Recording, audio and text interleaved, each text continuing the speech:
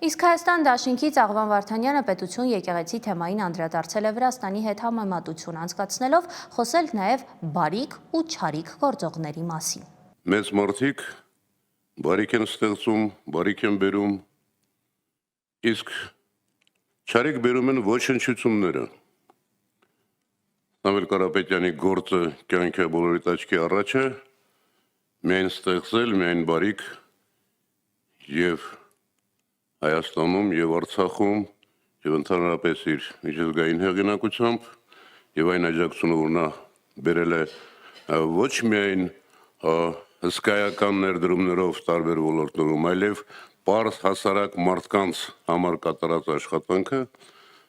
վկայությունն է իր մեծության։ Դուք ինքներդ որոշեք ոչնչությունը ով է եւ ոչնչությունները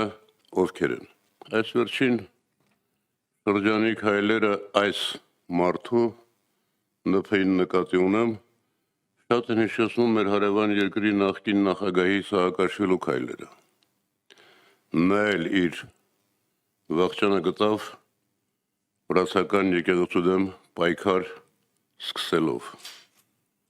Եվ վրաց ժողովուրդը շատ կտրուկ, շատ միասնաբար հակադարձեց դրան։ Նա էլ երկար տարիներ ասում էր, բա գիտեք, այսպիսի մի միլիարդատեր կա, մեծահարուստ կա, որը հսկայական գործ է անում, Վրաստանում հսկայական ներդրումներ է անում, եւ արդեն իր իշխանության վերջին տարիներին սկսեց այդ մարդու հանդեպ հալածանք, փորձել ձերբակալել եւ այլն եւ այլն։ Նմանությունները եւ զարգացումները կարծում եմ շատ